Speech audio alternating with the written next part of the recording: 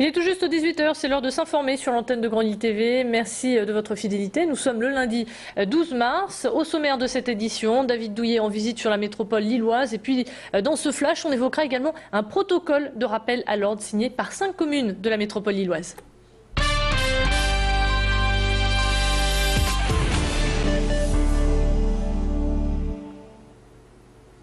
À l'approche des présidentielles, les visites ministérielles s'enchaînent. David Douillet est aujourd'hui sur la métropole. Son emploi du temps est chargé. Ce matin, le ministre des Sports s'est rendu à la Fédération UMP du Nord, puis a visité le chantier du Grand Stade à Villeneuve-d'Ascq, avant de poser la première pierre de l'espace multisport à Mouveau.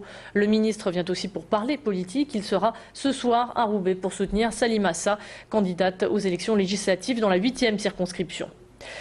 L'actualité, c'est aussi un nouveau braquage. Cette fois-ci, c'est l'Intermarché de Tourcoing qui a été la cible des braqueurs. C'est la deuxième fois en un an que les salariés vivent le même cauchemar. Hier matin, aux alentours de 8 h, des hommes encagoulés et armés ont attendu qu'une salariée arrive sur son lieu de travail pour la menacer et l'obliger à pénétrer dans l'établissement.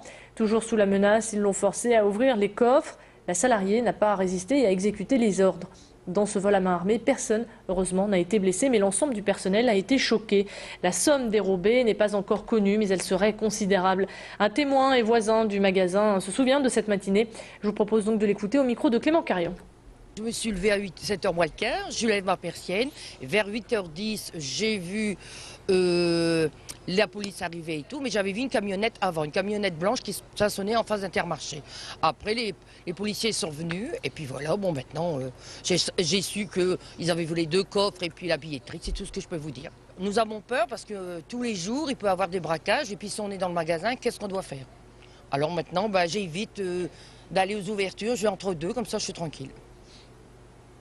Les pirates partent à l'assaut d'Internet. La Pirate Box arrive et met le cap sur les internautes. L'idée est de créer un réseau sans fil de partage dans un espace public, dans une zone d'environ 30 mètres. Grâce à un routeur, les utilisateurs ont accès à des fichiers qu'ils peuvent compléter. Un concept né aux États-Unis et repris par Jean de Becker, professeur à Lille 3. Ce dernier croit dur comme fer en ce projet, même s'il sait qu'il faudra un petit peu de temps pour que ce réseau itinérant fasse son bout de chemin. Il nous présente cette Pirate Box qui conserve d'ailleurs l'anonymat. On l'écoute au micro de Macha Gonessène. C'est juste un petit boîtier Wi-Fi qu'on a là, qui ressemble un peu à ce qu'on peut trouver, pour le dire simplement, dans le commerce avec des Livebox ou des Freebox. Et dès lors que c'est allumé, donc dès lors qu'on l'allume, ça commence à émettre un réseau Wi-Fi.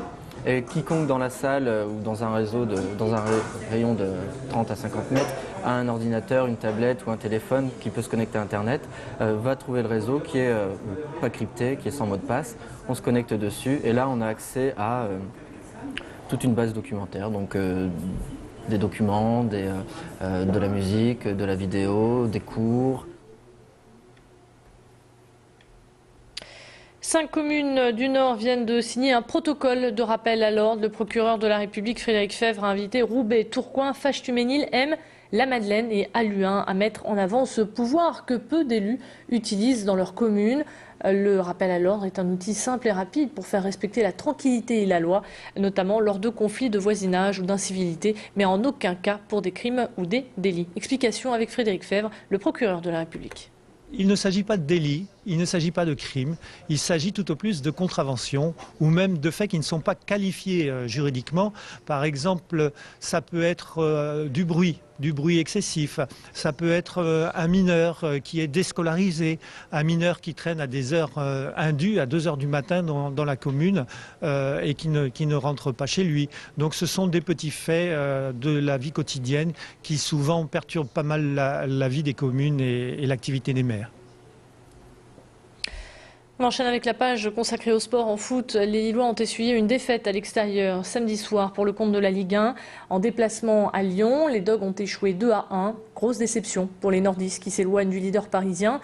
Les Lillois restent à la 3e place avec 47 points. Prochaine rencontre ce dimanche pour un joli derby. Le LOSC affrontera Valenciennes à 21 h.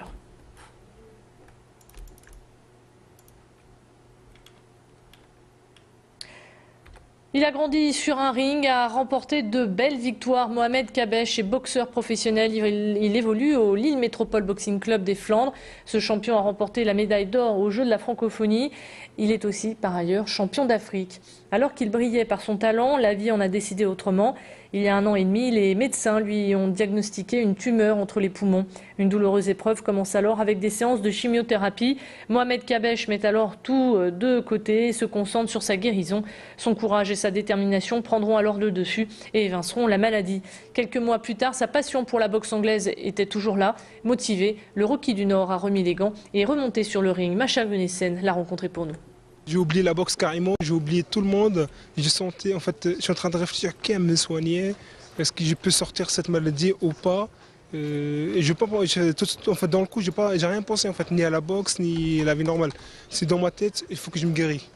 Et après que j'ai discuté avec mon médecin, il m'a dit normalement il n'est pas dangereux et vous pouvez en fait après de soigner, en fait, reprendre la boxe et tout. Et après de là, je commence à penser qu'est-ce que je vais faire après, qu'est-ce qui m'attend comme travail. C'était toujours en fait difficile, surtout en fait nouveau physiquement et nouveau mental aussi. Comme en fait j'ai posé beaucoup de questions, est-ce que je peux revenir en fait comme avant, est-ce que je peux pas et en fait j'ai bien discuté avec mon médecin, il m'a dit écoute normalement il n'y a pas de problème, vous pouvez reprendre la boxe. Et j'ai discuté avec mon entraîneur, en fait on a pris tout doucement avec lui, avec mon entraîneur, Judy Salhi. Et là en fait et je me sens super bien, je me sens bien. Voilà, c'est la fin de ce flash. On se retrouve dans un instant pour votre météo.